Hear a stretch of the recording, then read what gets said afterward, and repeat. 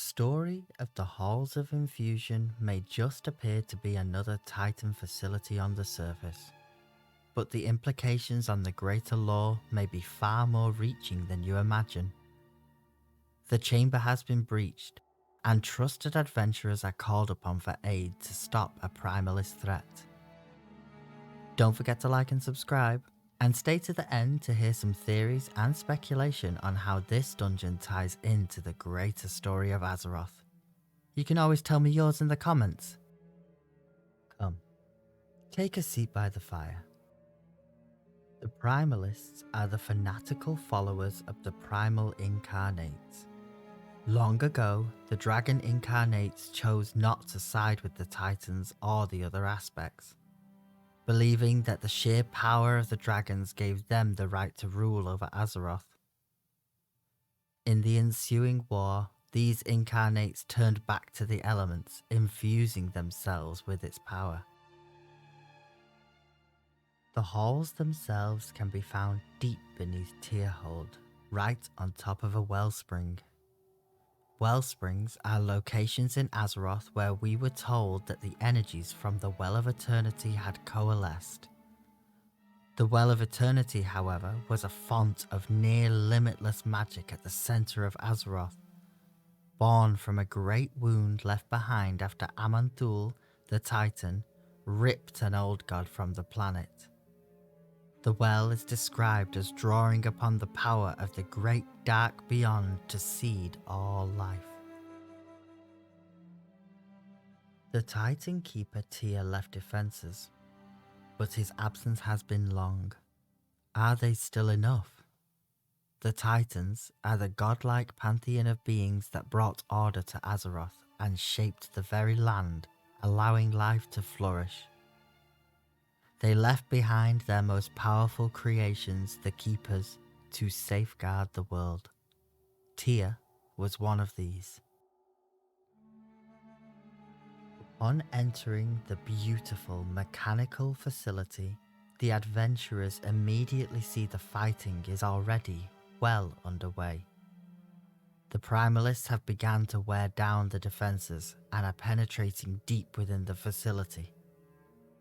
As they wind their way down the halls, they spot Iridius, the Watcher. He was left here by Tyr to safeguard the entrance. As they tentatively approach, he is obviously damaged, and most certainly cannot be reasoned with. He has failed in his duty to stop the primalist outsiders, but is determined not to fail again. He will stop at nothing to bar their path. Adventurers must fight through these Titan machinations to stop the real threat lurking deep below. But time is running out. They press on, and stepping into the strangely iridescent water that permeates the facility, the adventuring party soon realizes that the primalists might not be the only uninvited guests. A brood of hornswogs have made this their home, and their gigantic broodfather, the gulping Goliath, is ready to devour them in his endless, hungry search for more sustenance. A giant, toxic toad that gorged itself for generations upon the intense magical power of the wellspring should be no problem, right? Well, after that crazy battle, it's time to refocus. The adventurers press on, with their armour mostly intact, and guttural dragon sounds can be heard getting closer and closer. The shivering halls are laden with eggs and dragons alike. But something has gone wrong. The eggs are being reverted back to their primordial elemental state. The primalists, led by Khajiit the Unyielding, who wants to undo the Titan's work and return the world to its natural state. A world of pure, unfettered power must be behind this. They must steel themselves now, even in the wake of this latest victory. For the primalists in defeat have conjured something terrible in the heart of the facility. A giant, animated water elemental with the surging power of a tsunami is about to break apart the Halls of Infusion from the inside out. Blasted, poisoned, frozen, and almost drowned. Well, that was some adventure. But the real question is, what is the facility even for? What is the strange water that flows from this place, permeating the entire Dragon Isles? The first answer comes back to the Well of Eternity mentioned earlier. Within the world, there is a slumbering being many believe to be a Titan, although it is under some debate as of late, whether it is a Titan or something else altogether. But the energies that permeate the Well of Eternity and the small well springs are essentially the lifeblood or spirit essence of this being we call Azeroth.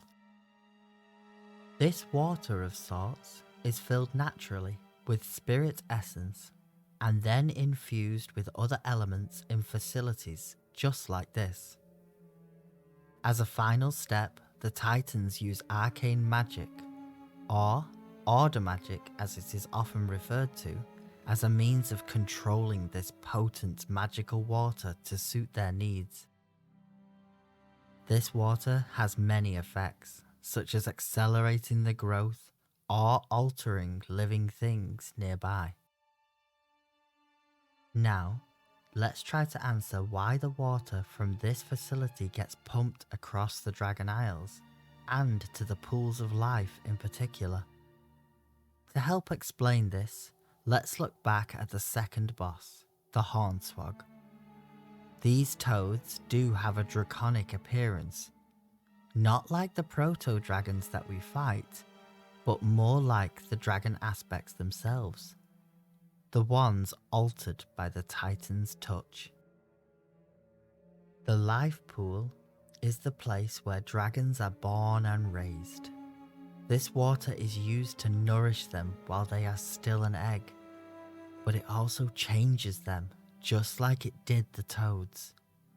It soothes their feral nature, increases intelligence, and just maybe it makes them a little more subservient to the will of the Titans.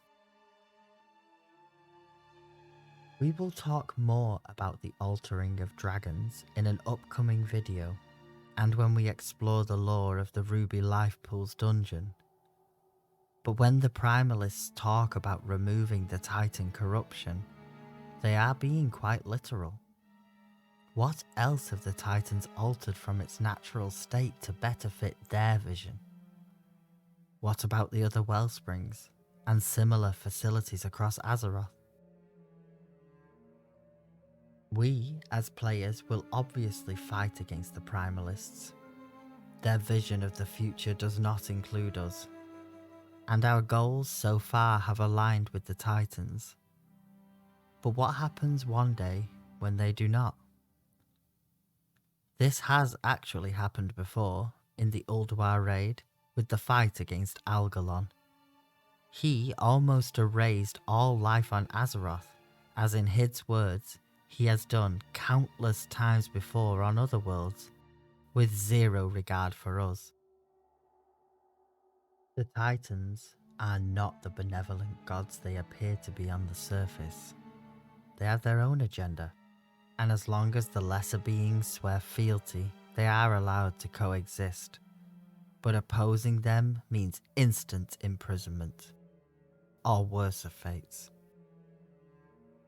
While we here at the campfire do not believe it is time yet for a direct conflict with the Titans, it does open up the potential for conflict in the future. The universe is a delicate balance, and too much order is just as bad as too much chaos. The darker side of order magic has already been seen in the Withered of Suramar. What else is it hiding? What do you think?